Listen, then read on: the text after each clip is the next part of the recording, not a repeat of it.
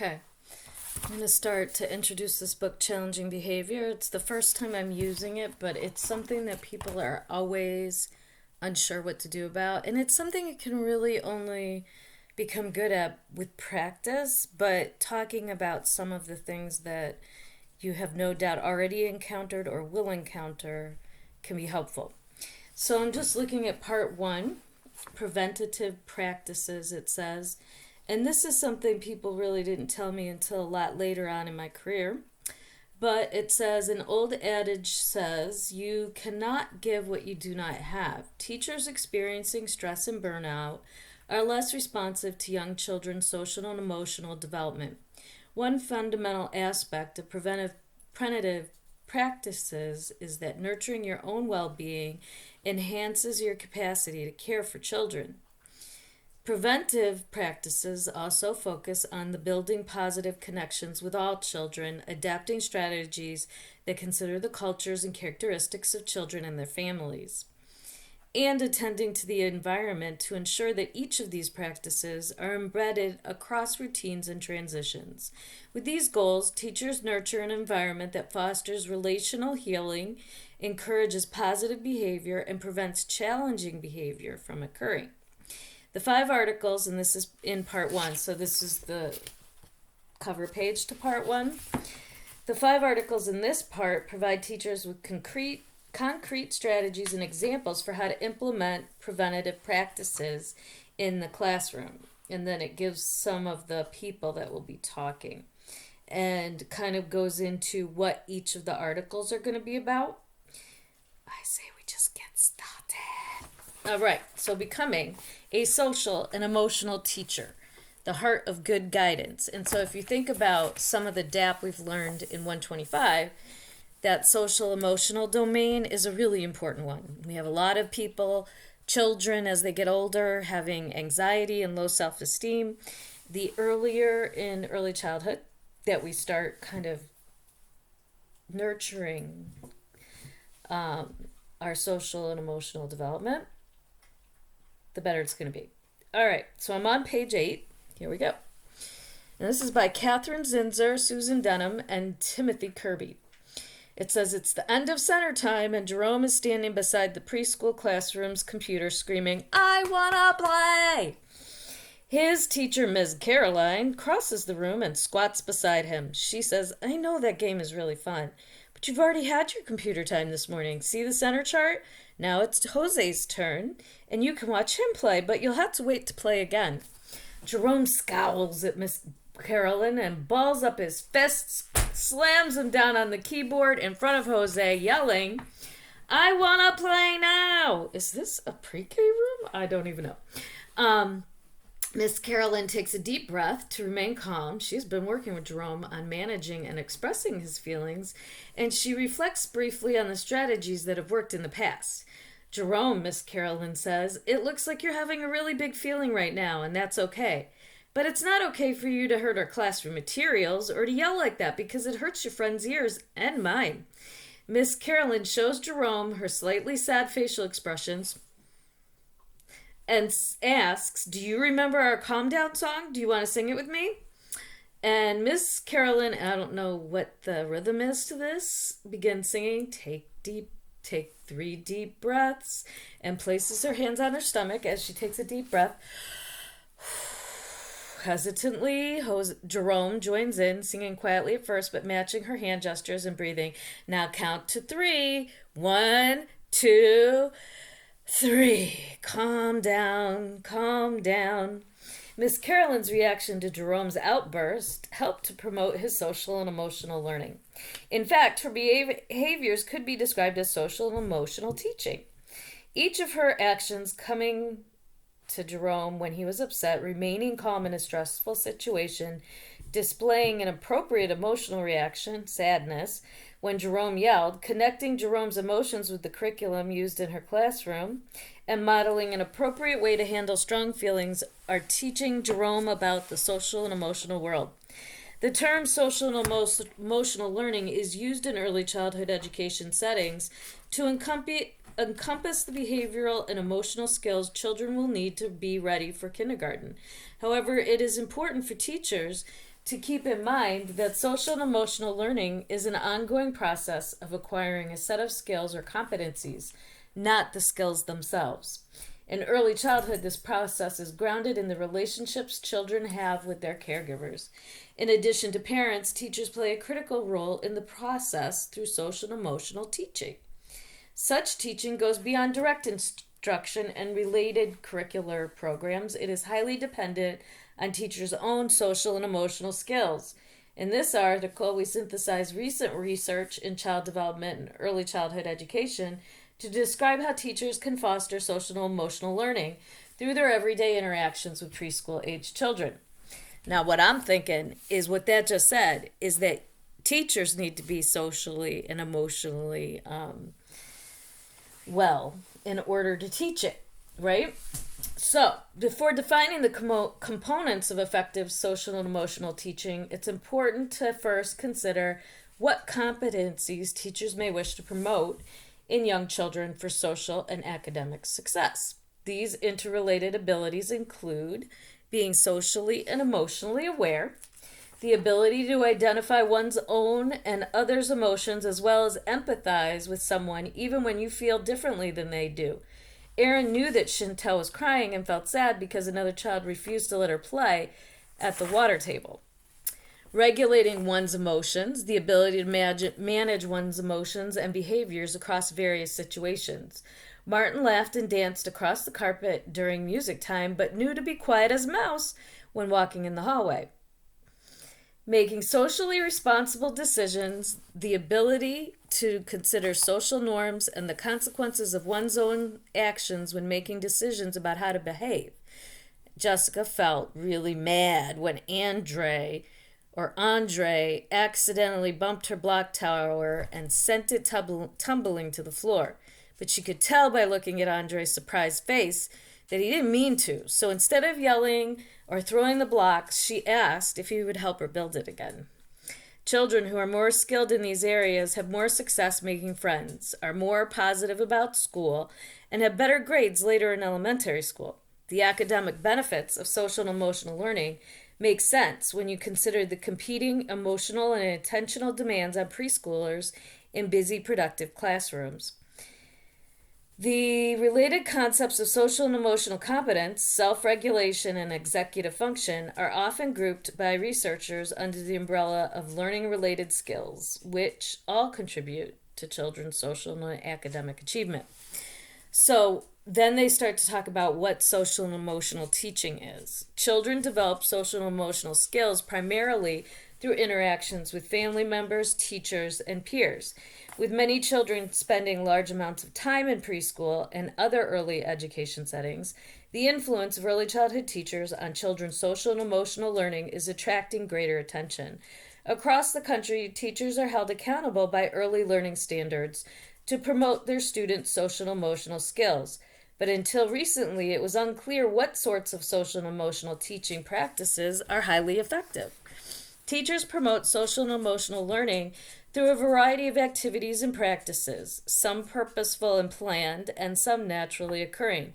By reviewing the research, observing teacher-child interactions, and interviewing practitioners, we developed a model for social and emotional teaching with 4 essential components.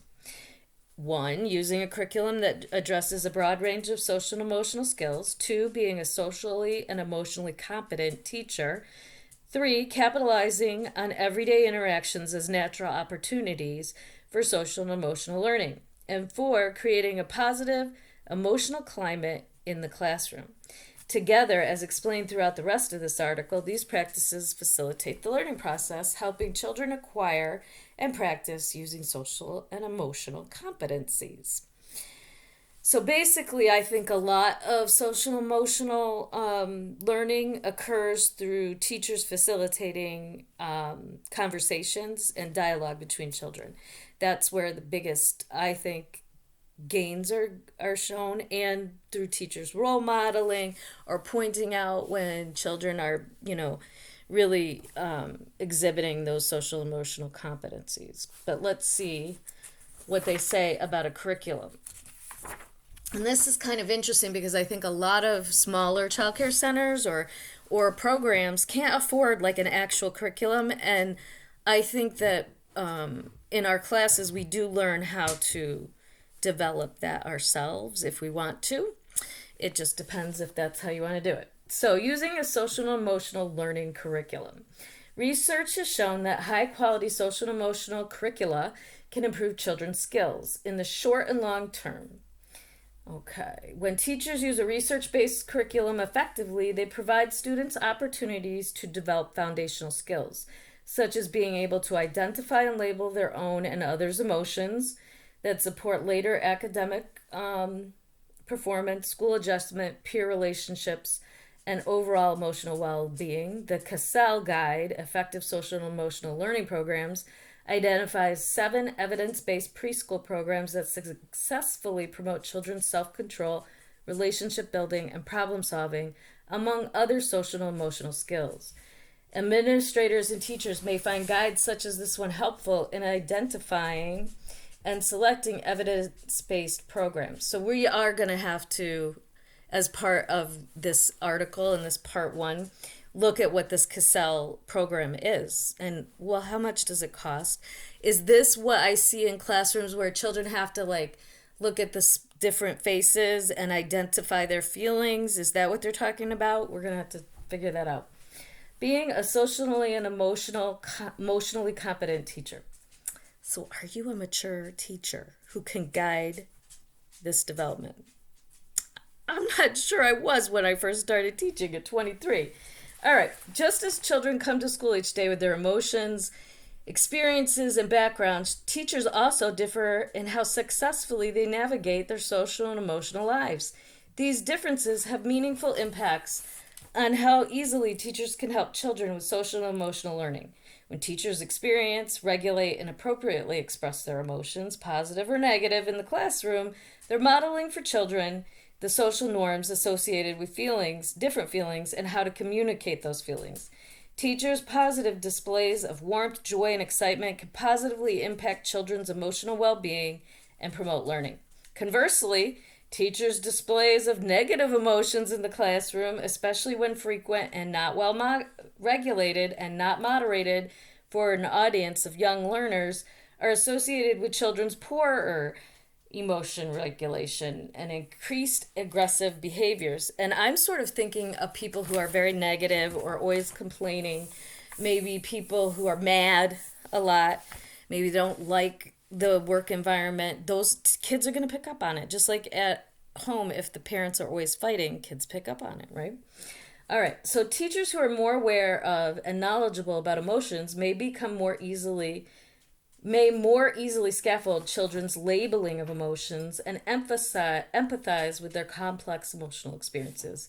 Teachers who are successful at regulating their emotions may respond to challenging interactions with students in more effective ways. For example, if Mr. Diego needs to help Susie through a temper tantrum, he may regulate his own frustration, choose to validate Susie's expression, and help her problem solve.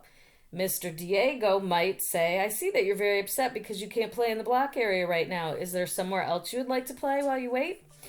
Knowing that Susie enjoys the water table, he may also help her direct her energy and reconsider her reaction. Susie, the water table is available. Would you like to play there with me while you calm down? Once they are playing quietly together, Mr. Diego may find natural opportunities to reinforce that Susie can have fun even while waiting for her preferred activity to become available. So one thing that brings to mind, like, no one expects you to be happy all the time or totally appropriate or whatever, but if we can adopt a professional approach to our job, then that means when we're dealing with children, then we're not, we put on our professional hat and we say things the way we're supposed to say things, and we don't talk about things we're not supposed to talk about in front of children. You can go when it's your break, you can go in there and you can be like, that, blah, blah, blah, blah, blah. Can you believe this, that, and the other thing? But if we're going to try to be a professional teacher, then when we're with children, we're not going to talk shit that we shouldn't be talking about. Okay?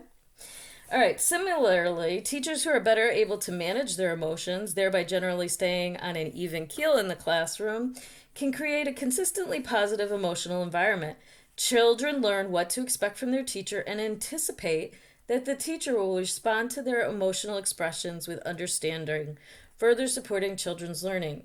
In contrast, teachers' negative feelings, including frustration, annoyance, and boredom, may detract from their ability to engage in effective social and emotional teaching.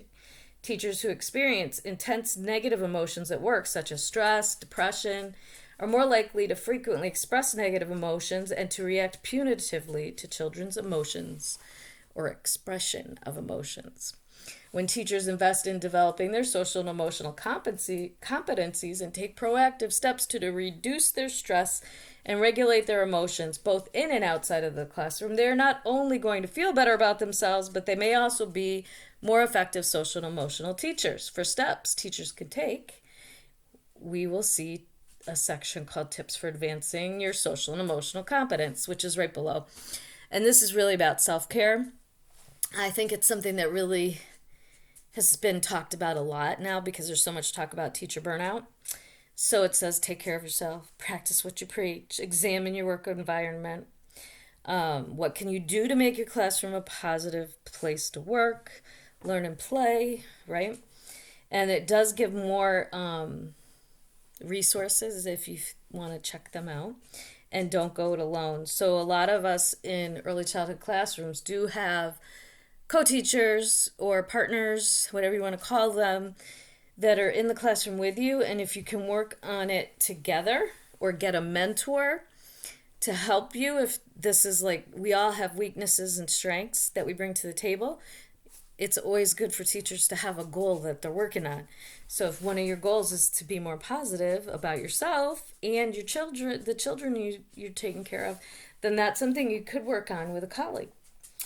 All right, so promoting social and emotional learning through interactions. Through their daily interactions, teachers give children information about the nature of various emotions, how, why, when they are expressed. For example, a teacher may give children information about the individual nature of some emotion, saying, I scream on roller coasters because the ride scares me, but some people find them fun and laugh instead.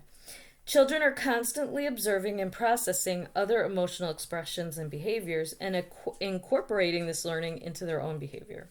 To bring intentionality to this learning through interactions, this component of social and emotional teaching describes how teachers model emotional expressions, teach about emotions, and react to children's emotions. Teachers' well-regulated intentional displays of positive and negative emotions are models for children of how to convey emotions across a variety of social contexts. When emotions are expressed clearly, children learn to better recognize emotional expressions, like read the room. When children see adults modeling appropriate emotional expressions, they develop greater emotion regulation skills. So even sharing with a child that you're kind of mad, but you decided that you wanted to still be a positive part of something, you can talk about how you're regulating, you're trying to really work on bringing your best self to a situation. At times, teachers can also model the process of identifying and regulating emotions to promote students' use of similar strategies. For example, Miss Jen may tell her students, I feel frustrated, I'm going to the calm down corner to take 3 deep breaths.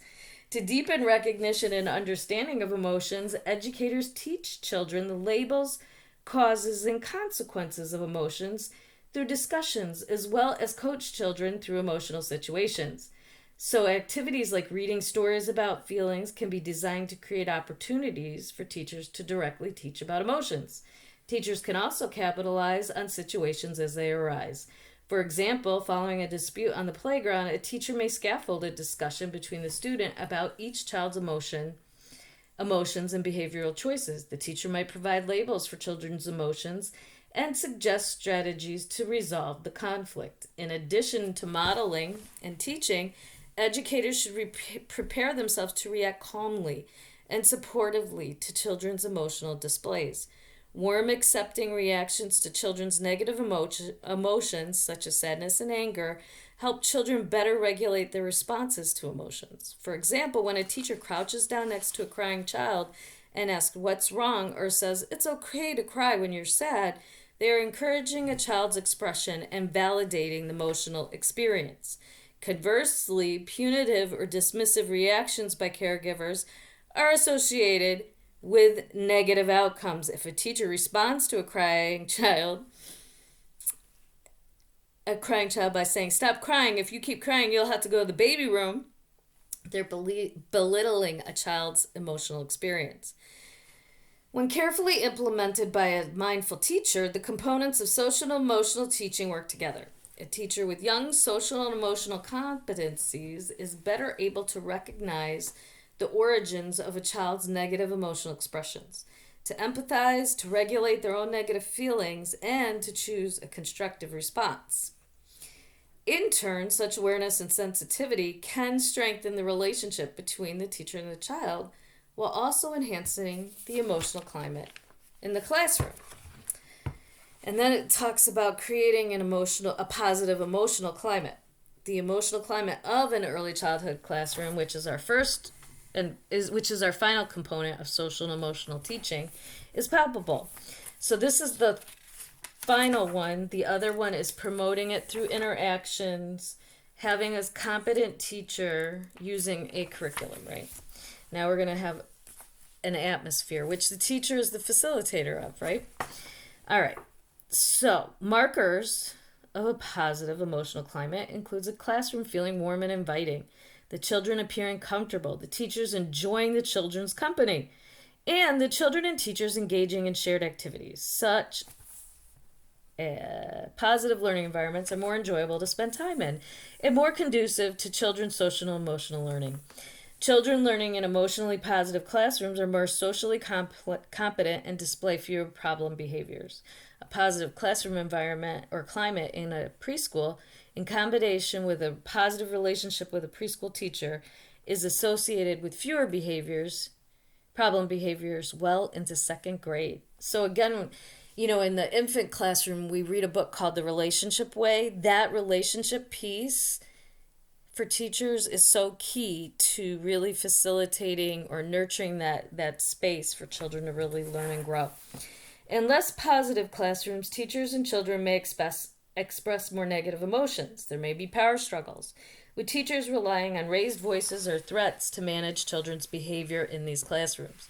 Children tend to rely on more aggressive behaviors directed at peers and teachers to get their needs met. They may also continue to use troubling strategies into elementary school. Although children and teachers co-create the emotional climate of their classroom, teachers have the advantages of planning and being intentional about the routines they introduce each school year. Teachers also have or should be striving to develop the ability to regulate their own emotions and to be mindful of the emotional expression they are modeling for the children. When successfully established, positive classroom climates continue to support social and emotional teaching and learning. Children in classrooms with happier peers have more opportunities to practice positive social skills, and that practice contributes to an overall positive emotional climate in a classroom. Additionally, working in such positive classrooms may make it easier for teachers to remain happy and engaged in supporting children. If a classroom climate is generally positive, teachers have more energy to appropriately manage students' challenging behavior, which otherwise can be a significant contributor to teacher stress and burnout. Social and emotional skills can be learned and they can be actively taught. While many discussions of children's social and emotional learning focus on teachers' use of specific curricula, teachers support children's development throughout the school day and year in many ways. In addition to using curricula, teachers support the learning process by modeling, teaching, reacting to emotions, and by creating and maintaining a consistently positive classroom climate.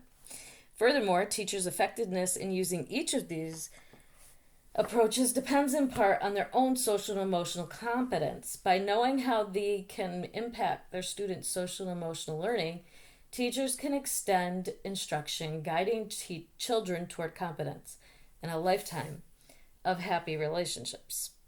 So there are reflection questions now, and I haven't read them yet. I'm going to read them to you. So some of us who aren't in classrooms yet, this can be tricky. Sometimes these books will word it like you're already teaching, and then we have people that are already teaching. So it says, what are some steps you can take to be more socially, emotionally aware as a classroom teacher? How might you nurture yourself so you can calmly model and teach social and emotional competencies? That's the first one. Two, how do you and the other adults in your classroom support each other? This is another, like, okay, if you aren't a teacher, this isn't going to work. And then three, what brings you joy in your work environment? So some of these, I might sort of adjust how they're worded so that everyone can participate in them. I do want us to think kind of, we're going to be a range of teaching experience. We'll have a range of ages and a range of people, that are all in different places. And this will be, your answers will be between you and me, but I'm going to probably want you to think about how hard is this going to be for you based on where you are, and what does it kind of tell you that you may need to work on if you want to be really good at this. And then I might also want you to try to find books that we think could be really good for supporting development, and we'll be checking out that curricula. Maybe we'll try and see if there's something else we like too. All right, that is the first article. Thank you.